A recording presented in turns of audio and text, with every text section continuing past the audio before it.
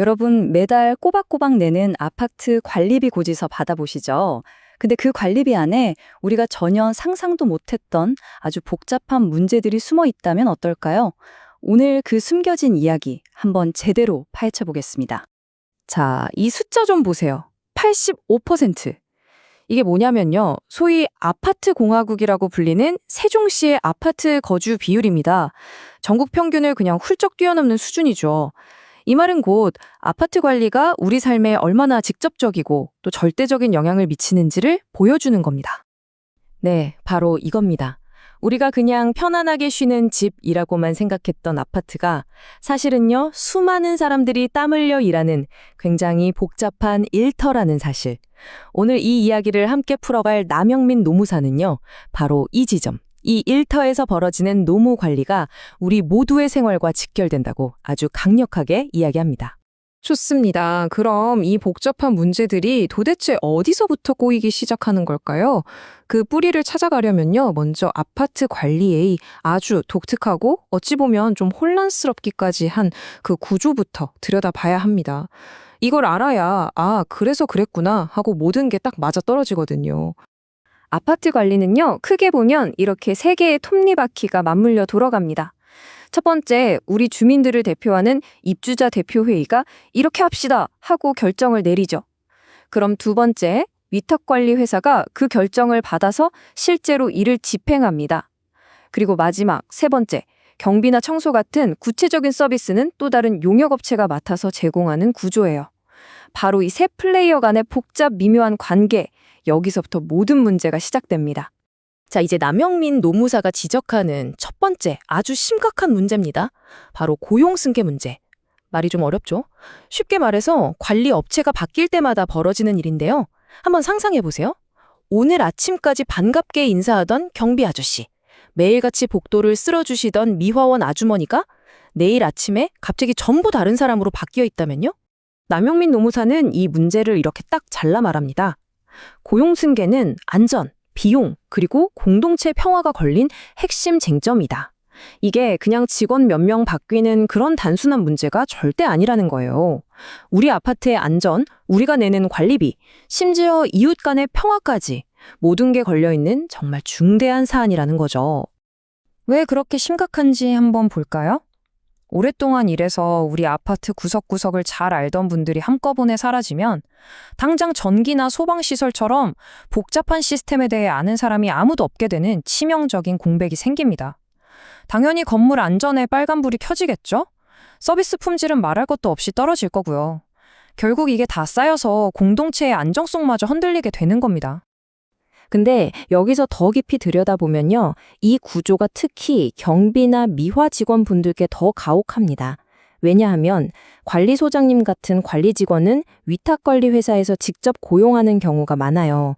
하지만 경비 미화 직원분들은 위탁사가 또 다른 하청, 즉 용역업체에 맡기는 경우가 대부분이거든요. 그러니까 큰 틀의 위탁사는 그대로인데 그 밑에 용역업체만 슬쩍 바뀌어도 이분들은 정말 하루아침에 직장을 잃게 되는 아주 불안정한 상황에 놓여 있는 거죠. 자, 첫 번째 문제가 사람에 대한 이야기였다면 두 번째 문제는 더 직접적으로 와닿으실 겁니다. 바로 우리 돈, 관리비에 대한 이야기니까요. 관리계약서 안에 교묘하게 숨어서 우리 주머니를 터는 그런 함정이 있습니다. 한번 솔직하게 생각해보죠. 혹시 우리 아파트 관리계약서 직접 보신 분 계신가요? 아마 거의 없으실 거예요. 우리를 대표하는 입주자 대표회의가 과연 위탁업체와 맺은 그 두꺼운 계약서를 얼마나 꼼꼼하게 뜯어봤을까요?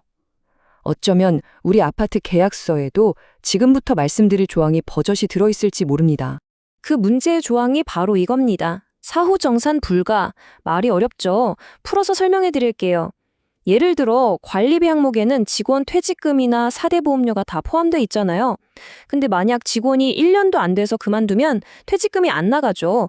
또 미가입 직원이 있으면 보험료도 안 나가고요. 그럼 돈이 남잖아요. 원래는 우리 주민 돈이니까 돌려줘야 하는데 이 사후정산 불가 조항이 있으면 안 돌려줘도 된다. 그냥 우리가 갖겠다라고 하는 그런 무서운 조항입니다. 정말 어이가 없는 건요. 남영민 노무사 분석에 따르면 법적으로는 이게 말이 안 된다는 겁니다. 민법상 위탁계약에서는 남은 돈은 당연히 돈을 맡긴 주인, 즉 우리 입주민들에게 돌려주는 게 맞아요. 그런데 현실에서는 저 교묘한 계약서 조항 하나 때문에 마땅히 우리가 돌려받아야 할 돈이 그냥 공중으로 사라져버리는? 아니죠. 관리회사의 주머니 속으로 들어가는 겁니다. 자, 이렇게 문제점만 늘어놓으면 너무 답답하죠. 다행히도 전문가인 남형민 노무사는 아주 명쾌한 해법을 제시합니다. 이제부터가 중요합니다. 우리 주민들이 그리고 우리를 대표하는 입주자 대표회의가 뭘 해야 하는지 그 솔루션을 한번 살펴보겠습니다. 해법은 생각보다 간단하고 또 명확합니다. 딱 2가지만 기억하시면 돼요. 첫째, 아예 처음부터 관리업체를 뽑을 때 입찰 공고랑 계약서에 기존 직원들 고용 승계는 필수입니다. 라고 못을 박는 겁니다. 그리고 둘째, 변호사나 노무사 도움을 받아서라도 계약서를 샅샅이 뒤져서 아까 말씀드린 사후정산 불가 같은 독소 조항은 그냥 싹 다 지워버리는 거죠. 그러니까 결국 핵심은 이겁니다. 우리 아파트를 지키는 첫 번째 방어선은 다른 누구도 아닌 바로 입주자 대표회의의 전문성이라는 것. 우리 대표들이 얼마나 눈을 부릅뜨고 계약서를 보고 또 우리 직원들의 고용 안정을 챙기는지에 따라서 관리의 질이, 우리 삶의 질이 달라지는 겁니다. 자, 지금까지 길게 이야기했는데요. 이 모든 이야기는 결국 하나의 질문으로 모아집니다. 그래서 이 복잡한 노무 관리가 나랑 무슨 상관인데? 상관이 있고 말고요. 바로 우리 모두가 가장 신경 쓰는 것, 우리의 아파트의 자산 가치와 직결되는 문제입니다. 보세요. 이렇게 관리가 엉망이면요. 쓸데없는 소송 비용 같은 게 늘어서 관리비는 오르겠죠. 그리고 맨날 시끄럽고 분쟁이 잦은 아파트라고 소문나면 평판은 떨어질 거고요. 이 2가지가 합쳐지면 어떻게 될까요? 네, 맞습니다. 결국 우리 집의 매매가나 전세가에 영향을 줘서 자산 가치가 뚝 떨어지는 최악의 결과로 이어지는 겁니다. 자, 그렇다면 마지막 질문입니다. 여러분이 살고 계신 아파트의 진짜 가치는 과연 누가 결정하는 걸까요? 어쩌면 그건 부동산 시장이나 정부 정책이 아닐지도 모릅니다.